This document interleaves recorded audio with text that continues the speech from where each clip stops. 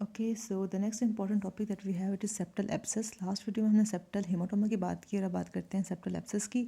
तो हमने septal haematoma के बारे में पढ़ा था कि अगर सेप्टल हेमाटोमा की ही इन्फेक्शन हो जाए विद सम इन्फेक्शियस ऑर्गेनिज्म तो उसकी वजह से वहाँ पर एब्सेस डेवलप हो सकते हैं, pus debris, necrotic tissue and all that, तो उसको हम कहेंगे सेप्टल एब्सेस। अब सेप्टल एब्सेस की तीन इंपॉर्टेंट कॉजेज हैं। एक तो ये इसलिए होता है कि अगर सेप्टल हेमाटोमा की इन्फेक्शन हो जाए, ठीक है। सेकेंडली ये तब हो सकता है जब फरंकल या फरंकल बने या बॉयल बने नोज़ पे, अपर लिप पे, तो उसकी इन्फेक्शन हो सकती है और उससे भी सेप्टल एब्सेस बन सकता है। थर्ड ये है कि जब कोई एक्यूट इन्फेक्शन चल रही है बॉडी में, लाइक टाइफाइड है या मीजल्स हैं, तो उसके केस में भी हम सेप्टल एब्सेस देख सकते हैं। तो एक तो हो गया सेप्टल हेमाटोमा की secondary infection, then we have furuncle और boil of the nose and the upper lip can also lead to septal abscess, ठीक है।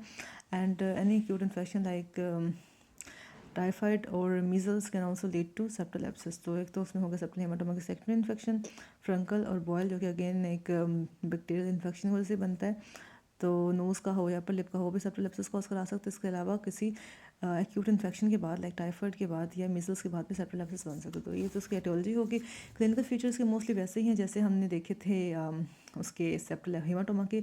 इसमें भी हमें बायलेटरल नेजल ऑब्स्ट्रक्शन मिलेगी ड्यू टू बायलेटरल नेजल, हमें नेजल सेप्टम के ऊपर स्वेलिंग मिलेगी जिसको हम कहते हैं कि स्मूथ बायलेटरल स्वेलिंग मिलेगी। इस वजह से बायलेटरल नेजल ऑब्स्ट्रक्शन होगी जैसे सेप्टल हेमाटोमा। और लेकिन इसमें कैरेक्टरिस्टिक है कि सेप्टल एब्सेस में पेन मिलेगा क्योंकि इन्फ्लेमेशन है ना, बैक्टीरियल इन्फेक्शन की वजह से इन्फ्लेमेशन चल रही है। तो एक तो पेन होगा यहाँ पर स्पेसिफिकली जो कि हेमाटोमा में नहीं था सच। इसके अलावा फीवर एंड चिल्स होगा अगेन ड्यू टू इन्फेक्शन, और हमें टेंडरनेस फील होगी, पेन एंड टेंडरनेस फील होगी over the bridge of nose. तो बाहर से टच करते ही पेशेंट को पेन शुरू हो जाएगा, तो ये आइडेंटिफाई कि ये हेमाटोमा नहीं है क्योंकि हेमाटोमा में पेन नहीं था, ये एब्सेस हो सकता है। तो अगर इस तरह के हमें पेन्स मिले, यू कैन से कि बायलेटरल स्वेलिंग से नज़र आ रही है नोज़ में, तो ये सेप्टल हेमाटोमा भी हो सकता है, सेप्टल एब्सेस भी हो सकता है। लेकिन अगर इसमें हमें रेडनेस है और पेन है, टेंडरनेस है, then we will call it as septal abscess, ठीक है। और लेकिन ये में जैसे ऑस्पे में आते हैं तो अपने इसको सेप्टल एब्सेस लेवल करना है, ठीक है। एनीवे, तो एक तो ये है कि बायलेटरल स्वेलिंग है, रेड एंड स्वॉलन नोज़ है, उसके ऊपर की जो डोर्सम है वो रेड एंड स्वॉलन है, फीवर और चिल्स भी है, पेन भी है, और tenderness over the bridge of nose, ये बात होगी। इसके अलावा हम क्या देखते हैं कि जो सब मैंडिबल लिम्फ नोड्स है वो भी होते हैं, लार्ज होते हैं, टेंडर होते हैं। और जो ये स्वेलिंग है ये हमें फ्लक्चुएटेड मिलती है क्योंकि फ्लक्चुएंट स्वेलिंग होती है जस्ट लाइक सेप्टल हेमाटोमा। और बस जो म्यूकोजा होता है वहाँ का भी कंजेस्टेड होता है। बस ये इसके थोड़े बहुत सिम्टम्स हैं और साइंस हैं। और ट्रीटमेंट क्या है इसका, since it is due to accumulation of pus, तो इसको हमें ड्रेन करना पड़ता है। तो इसके लिए हम एस्पिरेशन नहीं करते, इसलिए हम डायरेक्टली इंसिजन एंड ड्रेनेज करते हैं, और हम इंसिजन करते हैं, बनाते हैं on the most dependent part of the abscess.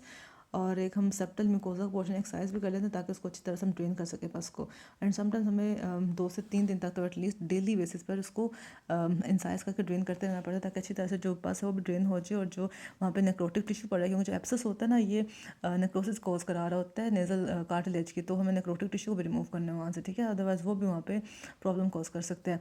और हमने 10 दिन तक एंटीबायोटिक का कोर्स देना है क्योंकि जो है septal abscess it is a bacterial infection of the nose, ठीक है, sorry bacterial infection of the nasal septum, ठीक है।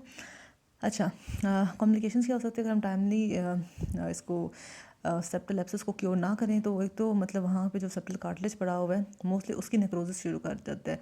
डेफिनेटली अगर एक जगह पर bacteria containing inflammatory cells containing inflammatory reaction पड़ा होगा जहाँ पर एक उसको एक फ्रेश जगह मिली हुई है जहाँ पर वो क्रोड कर रहा है, उसको उस जगह को इरोड कर रहा है, तो वहाँ पे नेक्रोसिस शुरू हो जाएगा, ठीक है। तो एक तो नेक्रोसिस सेप्टल कार्टिलेज का इंपॉर्टेंट है, जिसको होता क्या है कि जब इस जगह पे नेक्रोसिस होता रहेगा तो वो एरिया डिस्ट्रॉय हो जाएगा, और there is a depression of the cartilaginous dorsum in the supra tip area, nose के एरिया में जो टिप का एरिया यहाँ पर उसके डिप्रेशन हो जाएगा, उसकी यू कैन से जो एलिवेशन जो ख़त्म हो जाएगी। और इसी डिप्रेशन को फिर ठीक करने के लिए हमें समटाइम्स ऑगमेंटेशन राइनोप्लास्टी भी करनी पड़ती है 2 से 3 महीने बाद। तो ये कॉम्प्लिकेशन तो ये है कि नेक्रोसिस शुरू हो जाता है cartilage of the nasal septum का, जिसकी वजह से डिप्रेशन हो जाता है कार्टिलेजिनस डोर्सम का, बाहर से भी हमें डिप्रेशन नज़र आता है, और हमें 2 से 3 महीने बाद ऑगमेंटेशन राइनोप्लास्टी करनी पड़ती है, ठीक है। इसके अलावा जो नेक्रोसिस हो रहा है सेप्टल फ्लैप्स का, उसकी वजह से सेप्टल परफोरेशन भी हो सकती है क्योंकि दोनों साइड से नेक्रोसिस होता रहेगा तो सेप्टल फ्लैप है वो भी ख़त्म हो जाए तो सेप्टल परफोरेशन बीच में सुराख हो जाएगा। इसके अलावा अगर कोई बैक्टीरिया रीच कर जाए ब्रेन की वजह से उसको, तो मेनिंजाइटिस भी हो सकता है, कैवर्नस साइनस थ्रोम्बोसिस भी हो सकता है। तो जब हमने सेप्टल हेमाटोमा की कॉम्प्लिकेशन देखी तो उसमें हमने देखा था कि सेप्टल एब्सेस बन रहा था, या हमने देखा था कि उस पर एब्सेस बनने के बाद डिप्रेशन हो रहा था और साथ में नेक्रोसिस होता कार्टिलेज का। यहाँ पे अगर एब्सेस इटसेल्फ बन चुका है तो उसके क्या कॉम्प्लिकेशन हो सकते हैं उसमें। एक तो ये है कि नेक्रोसिस होगा सेप्टल कार्टिलेज का, जिस वजह से अगेन डोर्सम ऑफ नोज की डिप्रेशन हो जाएगा कार्टिलेजनस पार्ट का इन द सुपरा टिप एरिया। इसके अलावा उसको जिसको हम ठीक करने के लिए ऑगमेंटेशन राइनोप्लास्टी करेंगे 2 से 3 महीने बाद। इसके अलावा नेजल परफोरेशन हो सकता है, तो nasal bridge depression, nasal perforation, meningitis and cavernous sinus thrombosis, ये हैं कॉम्प्लिकेशंस ऑफ सेप्टल एब्सेस। तो that is mostly about it. तो बस यही है, इन्फेक्शन है और पॉजिटिव एजेंट्स, उसकी हमने सिम्टम्स साइंस वगैरह पढ़ ली, उसकी हमने ट्रीटमेंट भी पढ़ ली। तो that is all about it.